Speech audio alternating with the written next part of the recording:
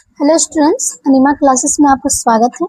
मैं आज आप लोगों को क्लास 6 साइंस का पाठ 14 विद्युत धारा तथा परिपथ, इस पूरा चैप्टर के सारे प्रश्नोत्तर मिशन द फ्लोइंग, ठीक है, फिल इन द ब्लैंक्स, सारा कुछ करवाऊंगी। अगर आपको इस चैप्टर का क्लास नोट्स या फिर लेक्चर वीडियो चाहिए तो आप मेरे अनिमा क्लासेस को ज्वाइन कीजिए, आपको वहां से मिल जाएगा। इसके साथ साथ मैं आप लोग बता दे रही हूँ क्लास 6 से लेकर 12 तक के जितने भी स्टूडेंट्स हैं उन लोगों को मैं बता दे रही हूँ कि हर एक स्टूडेंट का जितना भी सब्जेक्ट है, चाहे वो हिंदी हो, इंग्लिश हो, मैथ हो, हिस्ट्री हो, ज्योग्राफी हो, सिविक्स हो, साइंस हो, ठीक है, ये सब सारा सब्जेक्ट का आपको पूरा topic wise class notes, lecture video, प्रश्नोत्तर वीडियो सारा कुछ मिलेगा।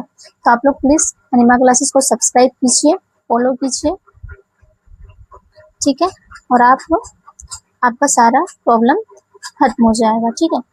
तो प्लीज अनिमा क्लासेस को सब्सक्राइब कीजिए। तो चलिए इस चैप्टर को स्टार्ट करती हूँ। पहला प्रश्न है, कौन विद्युत का स्रोत है? उत्तर होगा शेल। दूसरा, पदार्थों में कौन विद्युत का चालक है? उत्तर होगा रबर। तीसरा, पदार्थों में कौन विद्युत रोधी पदार्थ है? उत्तर होगा रबर। चौथा है, वह युक्ति जो विद्युत परिपथ को जोड़ने और भंग करने में उपयोग की जाती है उसे क्या कहते हैं? उत्तर होगा सॉकेट। पांचवा प्रश्न है, सेल में विद्युत धारा के प्रवाह की दिशा क्या होती है? सेल के धन टर्मिनल से ऋण टर्मिनल की ओर प्रवाह। पहला प्रश्न है इसमें। दूसरा वाला हम लोग का फिल इन द ब्लैंक्स, इसको भरना है। एक विद्युत सेल में डैश टर्मिनल होते हैं। उत्तर होगा 2। धात्विक विद्युत धारा की डैश है, क्या होगा? सुचालक।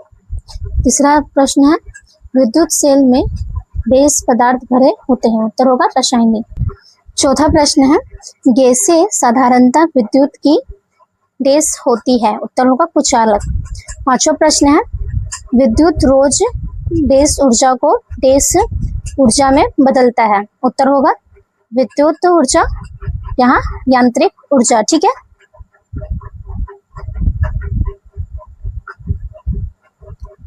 तीसरा का पहला प्रश्न हम लोग का, विद्युत सेल में धातु की टोपी ऋण टर्मिनल होता है, गलत।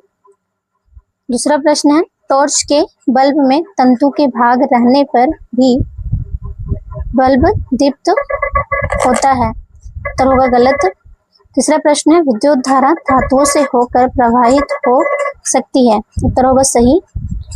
चौथा प्रश्न है, विद्युत परिपथ बनाने के लिए धातु के तारों के स्थान पर जूट की डोरी प्रयुक्त की जा सकती है, उत्तर होगा गलत। पांचवा प्रश्न है, विद्युत धारा थर्मोकोल की शीट से होकर प्रवाहित नहीं हो सकती है, उत्तर होगा सही। चौथा प्रश्न है,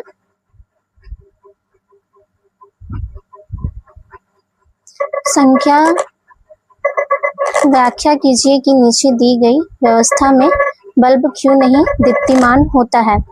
उत्तर होगा, दी गई व्यवस्था में विद्युत धारा का संचरण नहीं हो पा रहा है क्योंकि तार का एक सिरा पेचकस के धातु से जुड़ा है तथा दूसरा सिरा उसके प्लास्टिक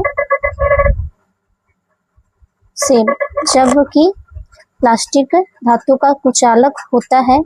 वही कारण है कि तत्व दीप्तिमान नहीं हो पा रहा है।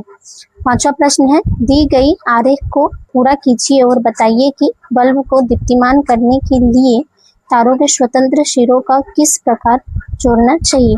उत्तर होगा, दी गई आरेख में विद्युत धारा को प्रवाहित होने के लिए उसके परिपथ को एक बैटरी में दोनों सिरे पॉजिटिव तथा नेगेटिव से जोड़ना होगा, इससे परिपथ को पूर्ण हो जाएगा और बल्ब दीप्तिमान हो जाएगा। छठा प्रश्न है, आपके घर में स्विच की मरम्मत करने समय विद्युत मिस्त्री रबड़ के दस्ताने क्यों पहनते हैं? उत्तर होगा, वे रबड़ के दस्ताने इसलिए पहनते हैं ताकि विद्युत कार्य करते समय उनको हानि ना पहुंचे क्योंकि रबर विद्युत का कुचालक होता है।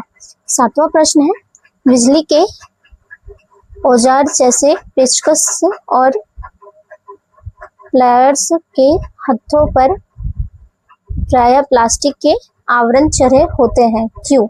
व्याख्या करें। तो उत्तर होगा, बिजली के औजारों के हथों पर प्लास्टिक लगाने के कारण है कि प्लास्टिक विद्युत का कुचालक होता है। इससे कार्य करने वाले व्यक्ति को किसी भी प्रकार से हानि नहीं पहुंचती है। 8वां प्रश्न है, यहाँ पे आपको बुक में एक पिक्चर दिया हुआ रहेगा, उसको देख लीजिएगा, ठीक है। दिखाए गए विद्युत परिपथ में लगे तारों के स्वतंत्र सिरों को यदि रबर से जोड़ दिया जाए तो क्या बल्ब दीप्तिमान होगा? उत्तर होगा नहीं जलेगा, क्योंकि रबर विद्युत का कुचालक होता है। यहाँ नीचे में भी आपको इस प्रश्न में भी एक चित्र दिखाया जाएगा, ठीक है। उसमें क्या बताना है कि विद्युत परिपथ में लगे तारों को स्वतंत्र सिरों में एक पदार्थ को जोड़ने पर बल्ब दीप्तिमान हो जाता है। वह पदार्थ विद्युत चालक है अथवा विद्युत रोधक? उत्तर होगा चालक है, क्योंकि विद्युत का चालक है, ठीक है। 10वां प्रश्न है, क्या विद्युत का न होना हमारे जीवन को प्रभावित करेगा? कैसे? हाँ। उत्तर होगा हाँ, विद्युत का न होना हमारे जीवन को प्रभावित करेगा, क्योंकि विद्युत हमारे जीवन में एक महत्वपूर्ण स्थान रखता है। विद्युत के कारण ही हमारे लिए आवश्यक रोजगार और अन्य आवश्यक कार्यों की पूर्ति होती है। तो मैं आज आप लोगों को इस चैप्टर के सारे प्रश्न उत्तर, ठीक है, फिल इन द ब्लैंक्स सारा कुछ करवा चुकी हूँ। अगर आपको इस चैप्टर का क्लास नोट्स या फिर लेक्चर वीडियो चाहिए तो आप अनिमा क्लासेस को ज्वाइन कीजिए। और मैं बार बार बोल रही हूँ, क्लास 6 से लेकर 12 तक का हर एक स्टूडेंट को सारा कुछ उपलब्ध हो जाएगा, इसलिए आप लोग अनिमा क्लासेस को सब्सक्राइब कीजिए। आशा करती हूँ मेरी वीडियो आपको पसंद आया होगा। धन्यवाद।